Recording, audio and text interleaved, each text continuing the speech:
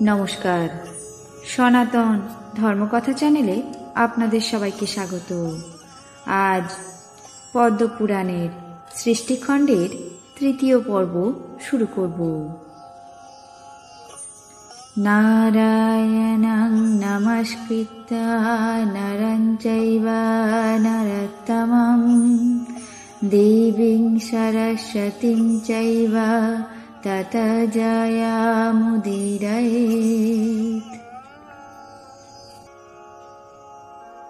ইত্যেতৈ পাতকৈ ঘোরৈ রাগমিষামহং পুনঃ রন্ধা সম্প্রত্যয়ং দীপি পুনর্বাচনম ব্রবীত। ব্যাঘ্র উবাচ সঞ্জাত প্রত্যয়াস্মাকং সপার্থৈ ধেনুকে তব কদাচিন্মনস্যে গত্তা মূর্খহায়ং বঞ্চিত ময়া অত্রাপি কেচিৎ বক্ষ্যন্তি শপথে নাস্তি পাতকম কামিনীষু বিবাহেষু গবং মুক্তৌ তথৈব চ প্রাণত্যাগে সমুৎপন্নে শ্রদ্ধাতব্যং ন চ ত্বয়া লোকেহ অস্তিন্নাস্তিকা কেচিন্মূর্খা পণ্ডিতমানিনঃ ভ্রাময়িষ্যন্তি তে চিত্তং চক্রারূঢ়মিব স্খলনাৎ কুতর্কে হেতু বৃত্তান্তৈর জ্ঞানবৃতা চেতসা মহান্তি নরা ক্ষুদ্রা রাগমান বিশারদা অতত্থান্নপি তত্থানি দর্শয়স্ততিপেশলা সা মে নিম্ন অন্নতানিব চিত্রকর্মবিদ জনা প্রায়কৃতার্থ লোকহায়ং মন্যতে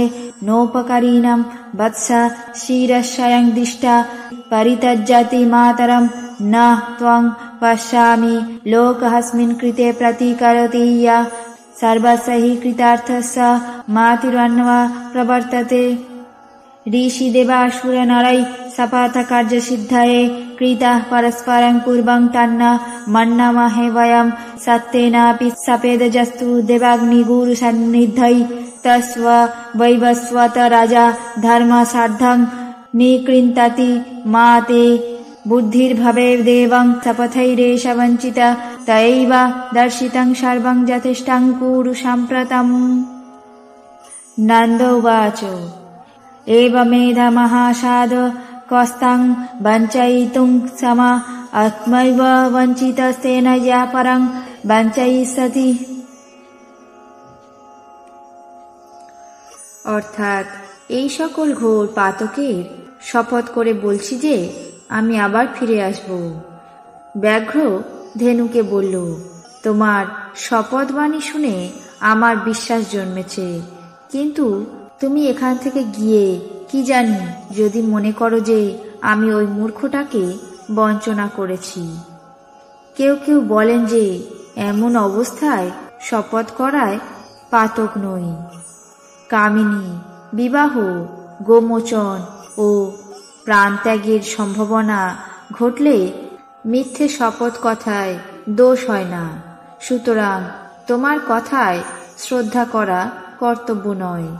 এই সংসারে নাস্তিক, মূর্খ ও পণ্ডিত অভিমানী লোক আছে। তারা তোমার মনকে চক্রারূঢ় পদার্থের মতো ক্ষণমাত্রেই ভ্রমিত করে ফেলতে পারে। অনুরাগ ও অভিমান ক্ষেপণে সুপটু, অজ্ঞানরত চেতা ক্ষুদ্র রুচি, নরগণ কুতর্ক ও যুক্তিজাল দ্বারা সাধারণত মোহিত করে থাকে।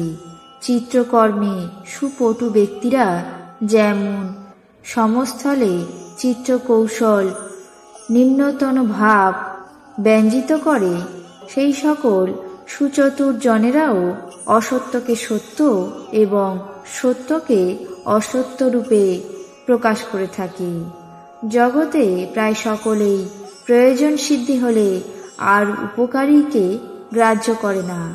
পুত্র স্তন্যপান করা হয়ে গেলে মাতাকে পরিত্যাগ করে থাকে।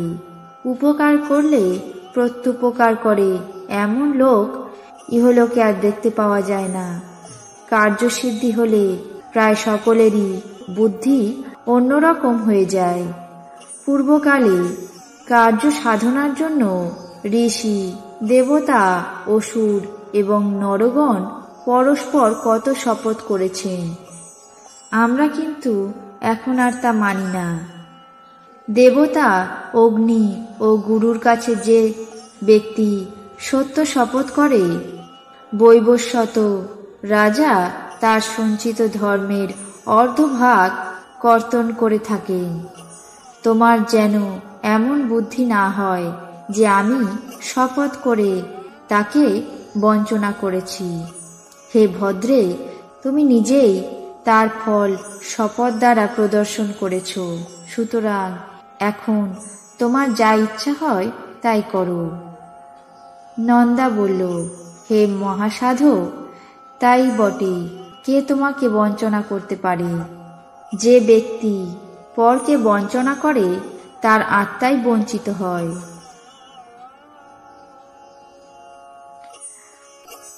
আজ পদ্মপুরাণের সৃষ্টিখণ্ডের 3য় পর্ব এখানেই শেষ করছি।